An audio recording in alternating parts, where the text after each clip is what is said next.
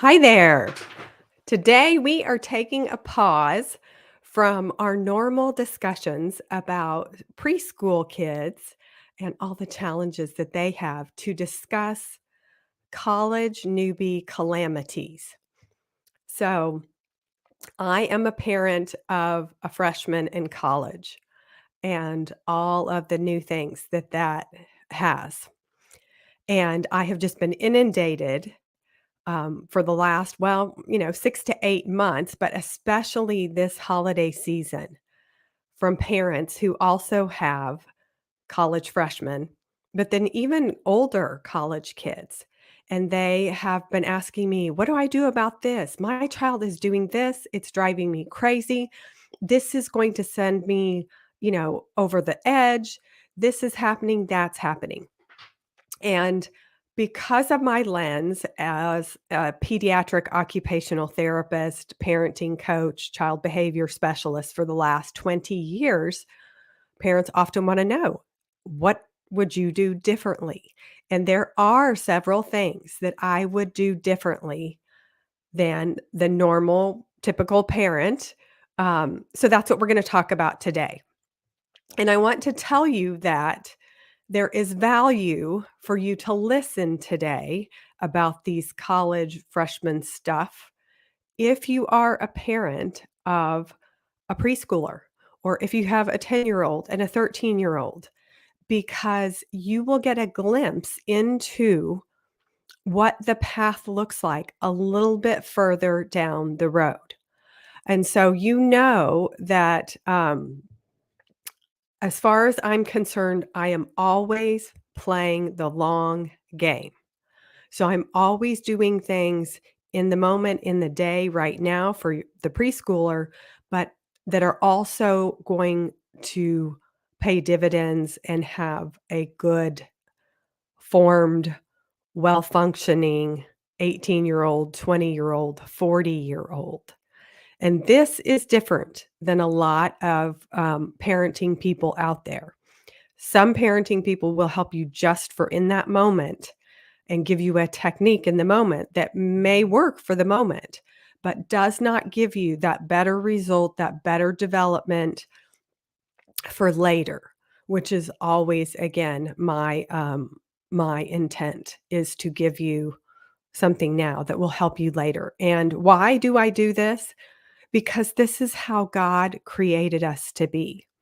So the other thing about me, if you just landed here, is I am faith and God focused first. So I have an in-depth understanding of how God created humans, all the specific ways he formed a human, the systems, the body, the muscles, the brain, all of it, when it functions, the ages, the stages, and what's supposed to happen at those ages and stages.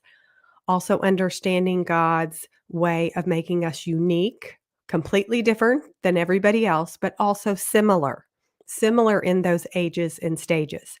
So that's how I know that my oldest first child, who is a freshman in college, who is a male, who is a boy, what is similar for boys at this age and stage. So again, we're unique, but there's a lot of similarities too. And so that's what I've, college degree in those similarities. So that's how I can help parents also. So we are going to talk about some ways I can give parents hope. If you have college kids that are still here that have been home for a few weeks and you're like, oh my goodness, we still have 2 more weeks. I'm about to lose it, or put them out on the curb when bulk trash pickup comes, whatever. And again, I understand and can relate to all of the challenges and frustrations because parenting is challenging. Every age, every stage. A lot of times I will have a parent say, "Okay, this is my easy child." Um, and now all of a sudden they're difficult. In my world of helping hundreds of parents over 20 years, every single child has moments of being difficult, and it's just when, what age, and what stage that it happens.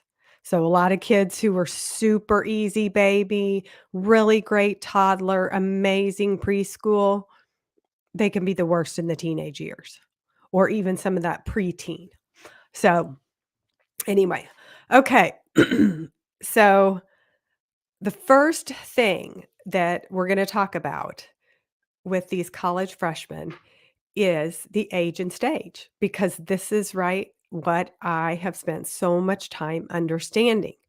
And so, a few parents that I was talking to here recently were telling me how incredibly mad, frustrated, upset they are with their freshmen because this their child is home, and technically 18 is an adult, but the child is back home and doesn't seem to be engaged with their plan for the family.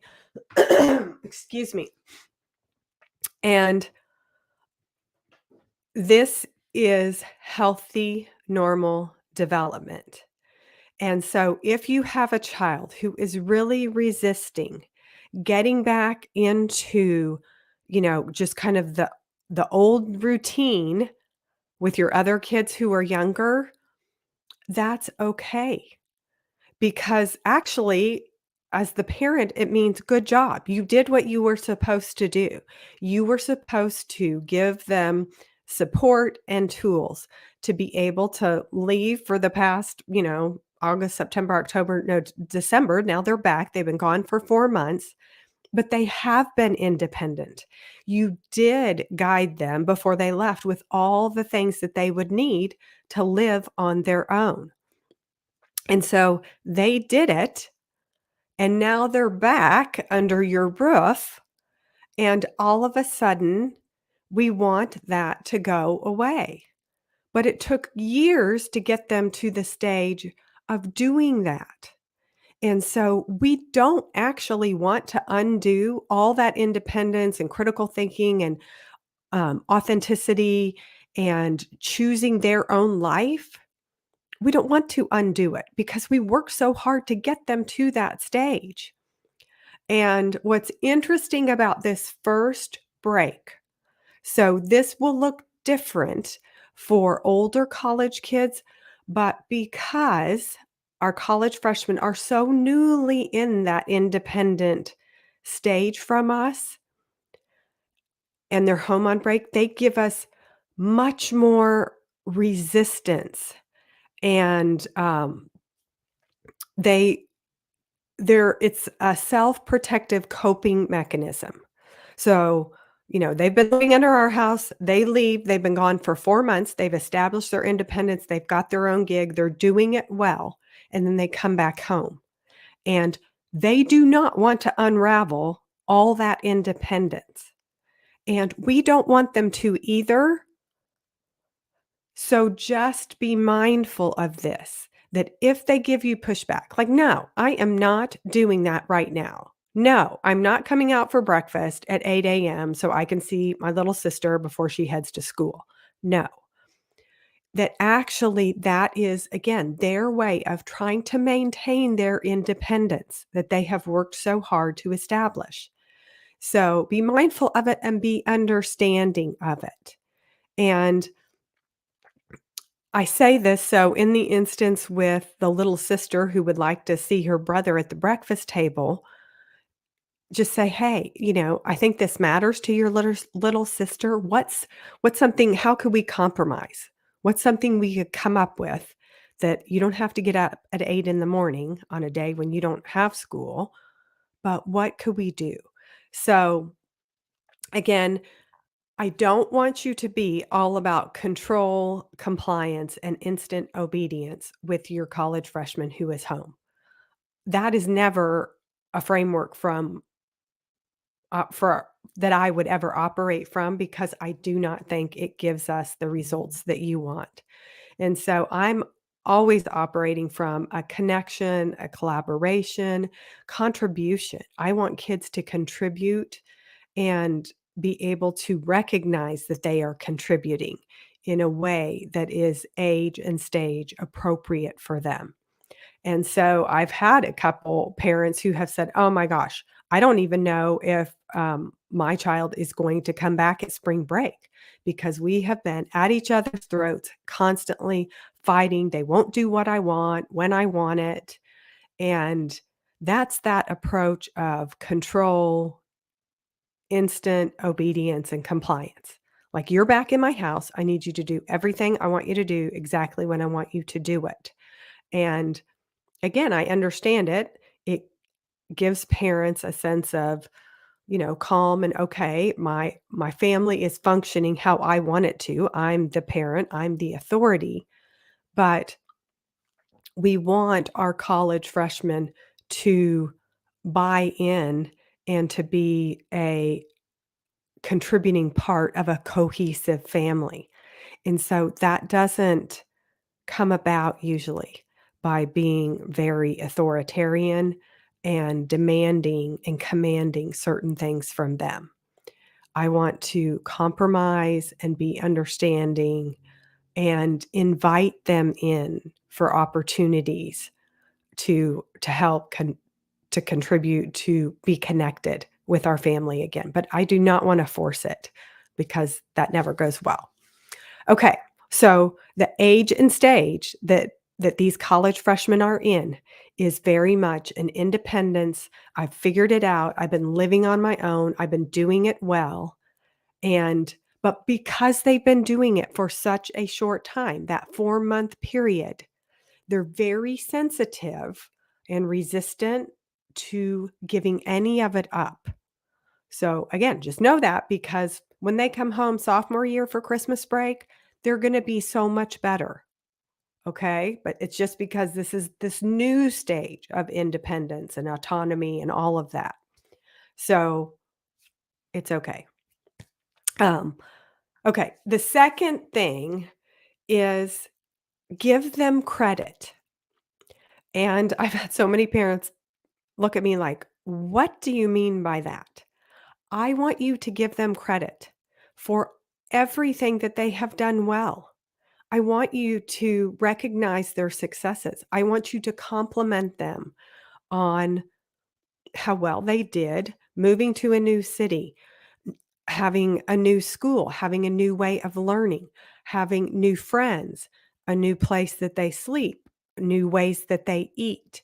I don't think parents um, recognize enough just how incredibly there's so much that a college freshman is doing new. Now, yes, are they prepared for it? Yes, are their bodies at a particular time that, they have energy and their muscles are good? Yes, they are wired to be open to all of this newness. But again, some kids who are sensory sensitive or who have just some different, unique ways of how they live, the all that newness can be more difficult for them.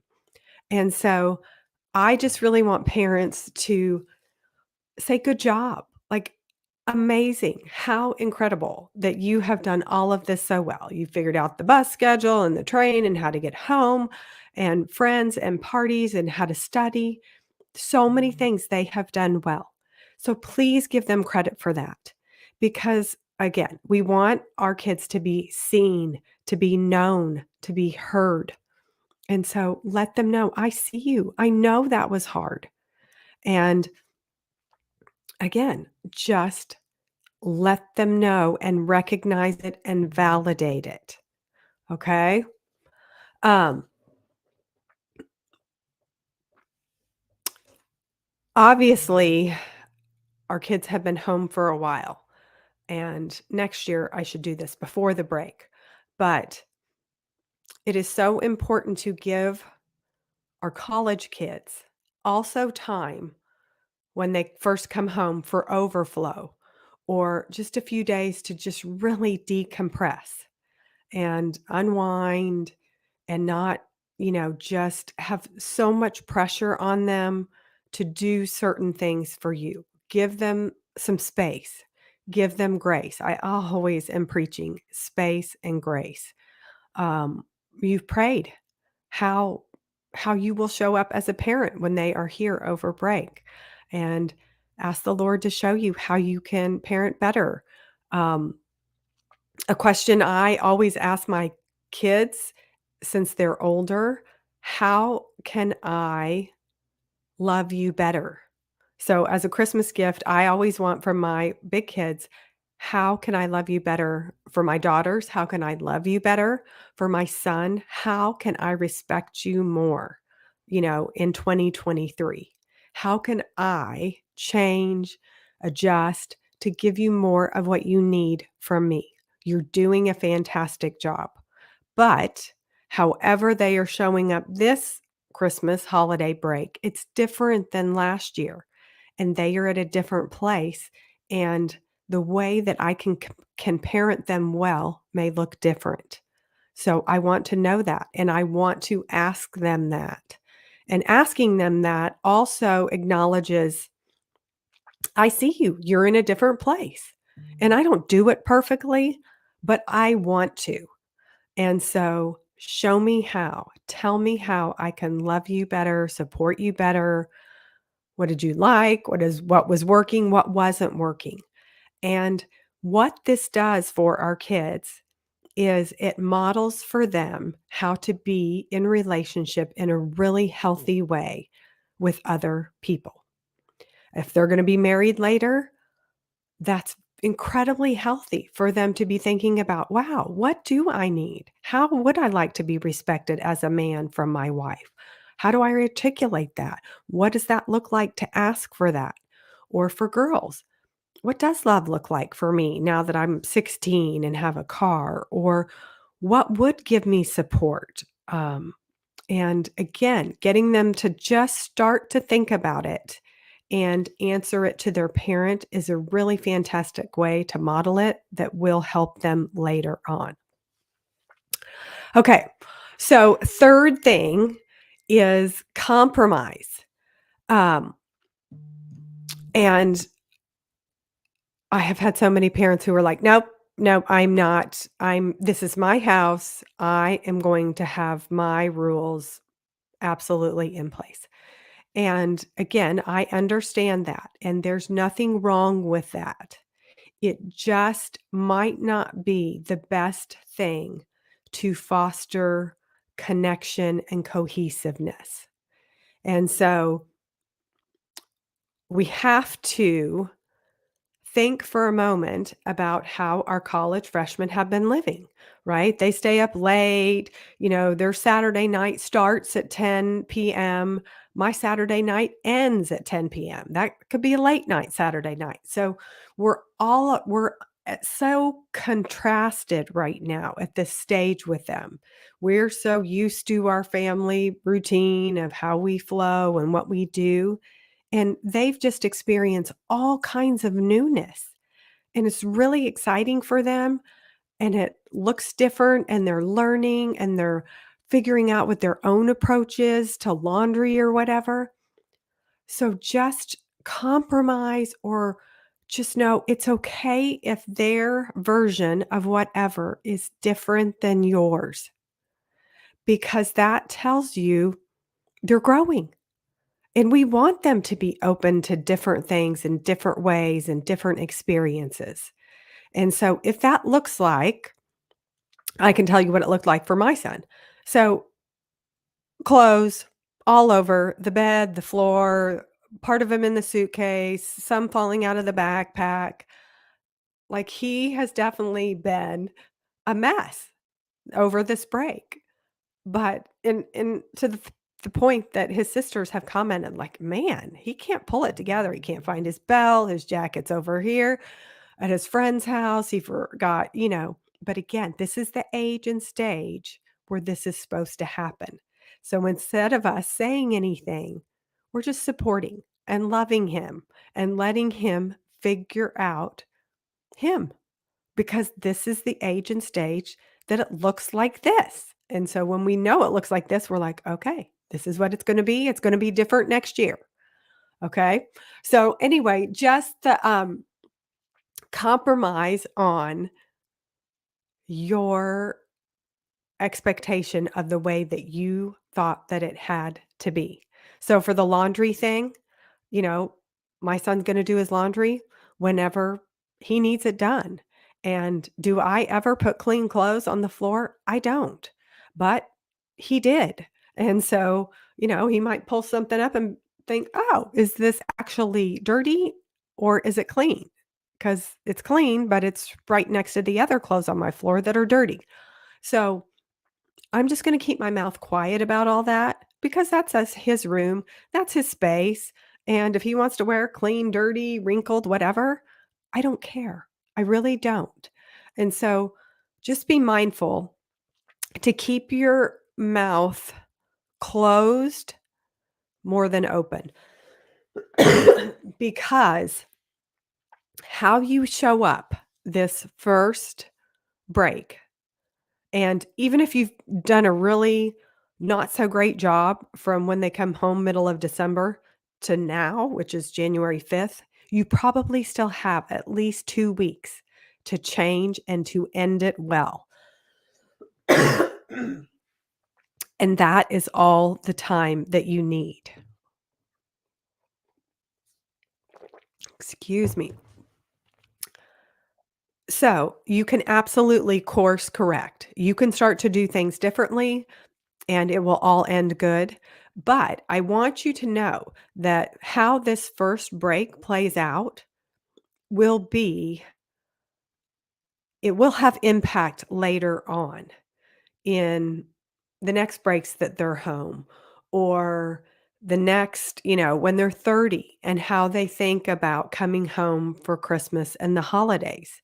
And so, again, give more grace and space because you want them coming home over, multiple holidays, whether they're 20 or 30 or married or whatever. And so how we show up now has an impact. And so it has an impact in trusting and believing. And so this next thing is to just actively and intentionally choose to trust and believe in your child instead of the control and have to know all the information. So I had a parent say to me, my son is not telling me everywhere he is going over the break. And I'm so I'm hurt. I feel closed off. I feel disrespected. Um, and I just said, you know what? Don't take it personally because they do not mean to hurt you. They are used to being independent and they don't have to call you every night and tell you where they are. And that's a really good thing that they aren't. And so, again, give that grace and space to let them go wherever they need to go. And then it's okay to have a curfew time of when they would be home. Or with Will, I don't have a curfew for him really. But then I have, as my child, we have different systems in place that we have used as he graduated from high school. So I know I can trust him. I know he makes good choices. I know his judgment is good. And so I know I don't really have to give him a curfew. He'll come home in a respectful manner and I can trust him. So when I tell him, just I show him. I don't ask. I'm going out with my friends. Okay, great. Have a good time. I don't need to know where he's going and what time he will be home. What I have done on a couple occasions is if he didn't drive and I didn't know how he was going to get home, I would text him and let him know I was headed to bed. "Hey, it's 11:30. I'm gonna go to bed in the next 30 minutes. Do you think you will find a ride home?" Again, I'm trying to communicate with him, but just from my side of, just from me. Here's what I've got going. I'm going to bed. Are you covered for a ride home? So I'm not asking him to come home. I'm not asking him to give me a time. I'm just saying, "Hey, here's the deal for me. I'm going to bed. And are you are you supported?" Again, right? It's all about the support and safety and how you're going to navigate it in a way that is respectful and honoring of that age and stage that the child is right now. And so this is, and then Will texted right back and he's like, "Yes, okay, I'm good. I can get a ride home." And so again, you will have your own way of having the grace and the space and the good connection of communicating with your child. But this is how I did it with Will. Last thing, which is super, super important, is support. And it's weaved throughout all of the break, how you support them and let them lead. And again, because this is the age and the stage of the child, they still do not have that fully formed brain and body. Now they're taller and they're getting there, but they still are not fully, completely full brain, full body functioning. So let them lead with some of the ways that they need support, but know that you absolutely still need to give it. And so I have had, a couple parents say, "Well, they're 18. They're totally, they're on their own. So I don't need to help them with that. I don't need to help them navigate that. They can figure it out. And if they mess it up, oh well, those are the consequences, or they missed their chance, or they missed this, or well, I don't want all of my kids have had support throughout. They have had modeling. They have, I am there for them and they know it. And so just because they're 18 now and technically an adult doesn't mean that I would hang them out to dry. And so I like to provide, you could call it like a step back support, step aside support. So I'm still absolutely supporting my child, but I backed off a little. I can take my cues from them. What do you need? How do you need help? And so, for both of my kids over break, they had Southwest flights, which was such a debacle because of their system and the snowstorms and everything. And so they had Southwest flights that we had to reschedule on different airlines. My son was headed snow skiing into Denver airport with a bunch of his pledge buddies, and they had shuttles. And I just supported him throughout all of it. Okay, let's get off this Southwest flight that probably isn't going to go January 2nd. Let's go another airline.